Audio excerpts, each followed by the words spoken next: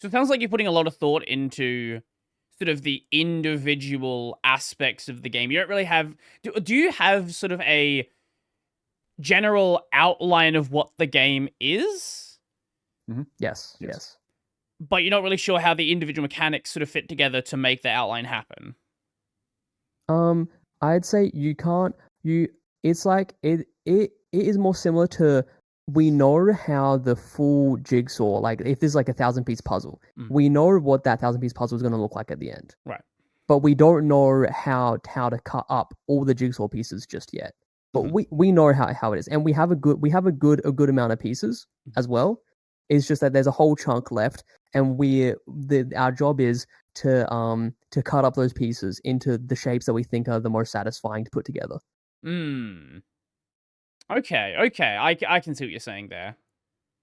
So one of the things mentioned on the Steam page is a dual narrative. Experience the past in order to fight in the future. And obviously in the demo, that wasn't really a thing, because there wasn't really story aspects in the demo, besides obviously fighting two bosses, which I'm sure will have lore attached to them in the full game. What does that mean? What can you say that you don't, that won't, like, it's not too much? Yeah. I think you might just have to I think buy the game and find out. Yeah, I think this is something that is a bit integral to your first experience when you play the game. So I think it's a card we want to keep close. Okay. Well, I guess what can you say about sort of the scope of the game, and what your sort of, I guess, what can you say about the overall vision with it?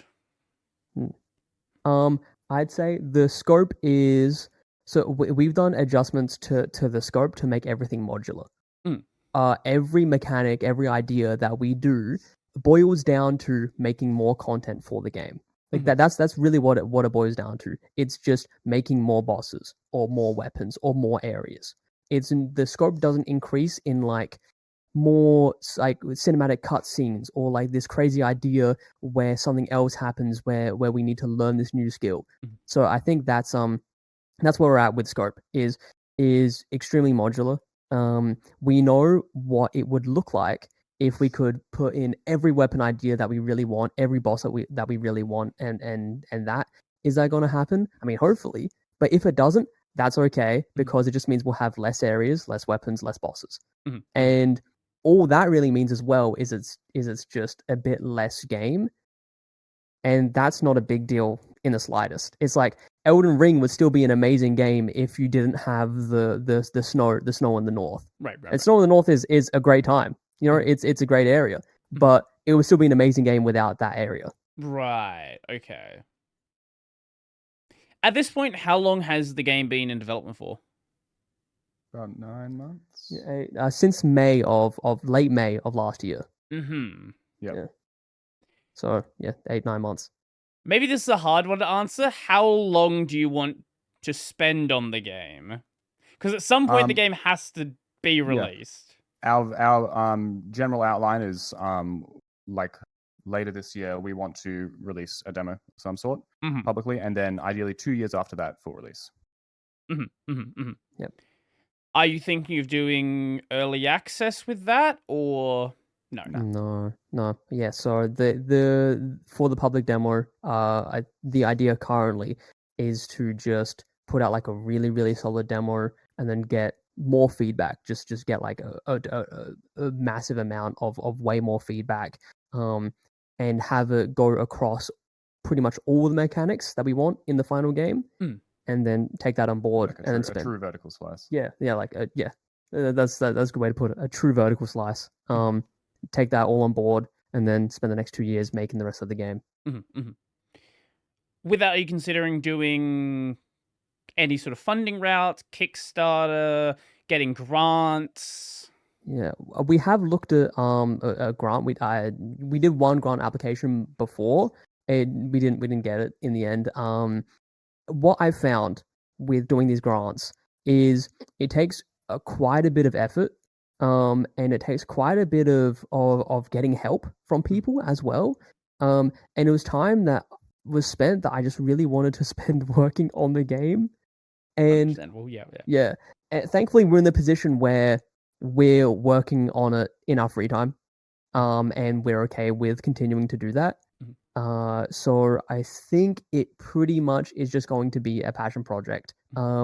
If the demo turns out really, really well for some reason, and it seems like Kickstarter might be a good avenue, that's something that may be open to. Yeah.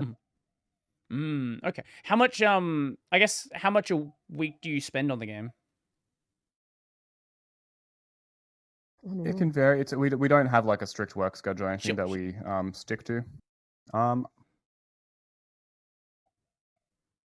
would say geez.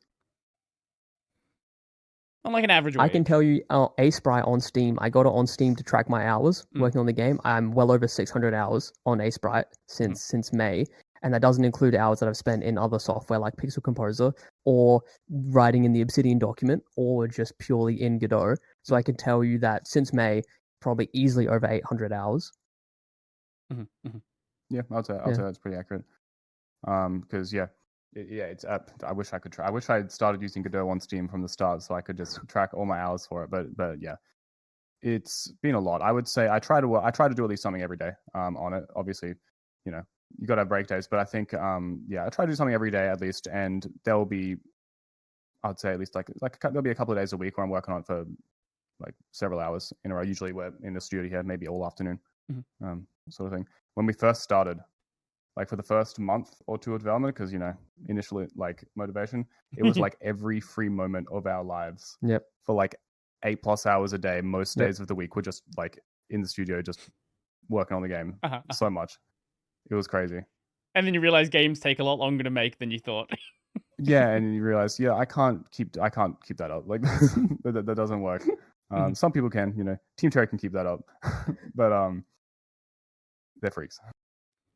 Well, they they also had like $100 million to spend to like. Oh, I'm talking about Hollow Knight. I'm talking about Hollow Knight, not. Oh yeah, Hollow Knight 1. Yeah, sure. Yeah. Because from what I've heard, they just kind of grinded like on that game for like 2 or 3 years and just didn't do basically anything else.